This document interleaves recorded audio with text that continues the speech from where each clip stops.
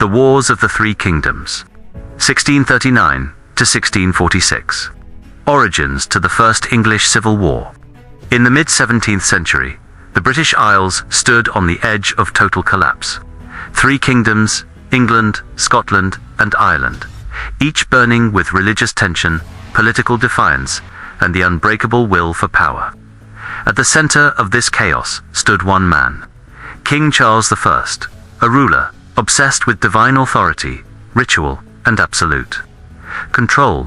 But his vision for a unified monarchy would instead ignite one of the most destructive eras in British history, a chain of wars that ripped families apart, shattered nations, and ultimately dragged a king to the execution block. This is the story of how Britain tore itself apart. Welcome to the Wars of the Three Kingdoms. Origins to the First Civil War, 1639 to 1646. King Charles I, a monarch out of time. King Charles I was not a tyrant by intention, but he was dangerously out of touch with the world he ruled. He believed absolutely in the divine right of kings, meaning the king answered only to God, not to Parliament, not to the church, not to the people. Charles demanded obedience, but he lived in a time when ideas of liberty, religion, and political voice were exploding. He married a French Catholic princess, Henrietta Maria, a decision that terrified Protestant England. He loved ritual, ceremony, and Catholic-style church traditions, exactly the thing Scotland and many English Puritans rejected. And worst of all, when Parliament challenged him, he dissolved it, ruling alone for 11 years, known as the personal rule. Taxes increased, religious control tightened, suspicion grew. Charles didn't realize it, but the spark for civil war had already been lit. Faith on fire, the religious crisis across three kingdoms. Religion was the beating heart of the conflict. England, Puritans wanted simpler worship. Charles pushed elaborate rituals. Clergy loyal to the king punished anyone who resisted, creating huge anger among Parliament supporters. Scotland. Their national church, the Kirk, rejected bishops, but Charles tried to force them to use an English prayer book. The Scottish people exploded in anger.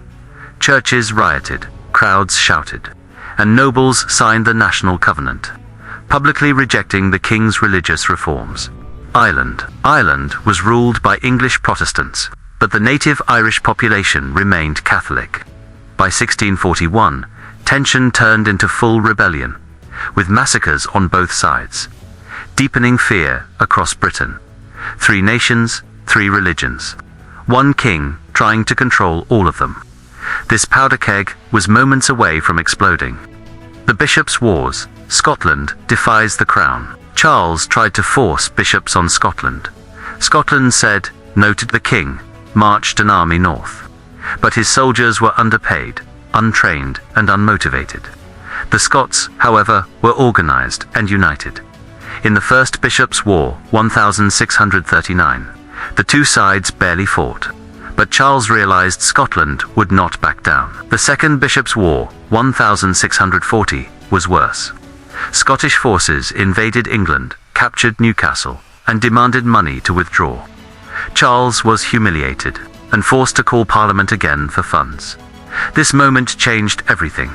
Parliament returned angry, suspicious, and ready to fight.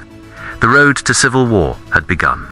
Ireland erupts. The 1641 rebellion. Ireland exploded in 1641. Native Irish and Old English Catholics rose against Protestant settlers, seeking land, power, and religious freedom. Rumors of massacres, some true, some exaggerated, spread fear like wildfire through England. Parliament blamed King Charles for losing control. Royalists blamed Parliament for interference. The political divide became a canyon. England now faced a Scottish army in the north, an Irish uprising in the west, and a king and Parliament at each other's throats. The three kingdoms were collapsing together, and it was only a matter of time before war reached England. The First Civil War. England divided. In 1642, Charles marched into Parliament to arrest 5 members. It failed. London turned against him. The king fled the capital, and both sides began raising armies.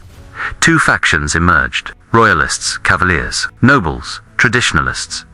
Many rural counties believed in strong monarchy. Parliamentarians, Roundheads, merchants, Puritans, London, wanted limits on royal power. Major battles explained. Battle of Edgehill, 1642. First major engagement, indecisive. Battle of Marston Moor, 1644. Parliament plus Scots crush Royalists. Battle of Naseby, 1645.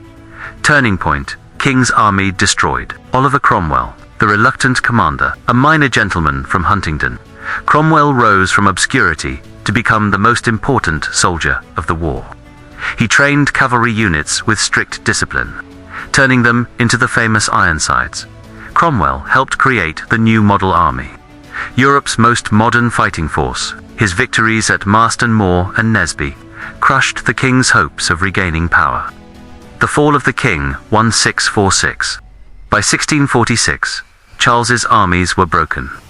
Oxford, his wartime capital, was surrounded. Charles disguised himself and surrendered to the Scottish army, hoping for better treatment. But the Scots eventually handed him to Parliament. The king, who believed he ruled by divine right, was now a prisoner. The First Civil War had ended.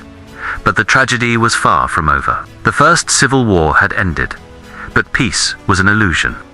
3 kingdoms were still divided. The king was in chains. Parliament was split. The army was restless.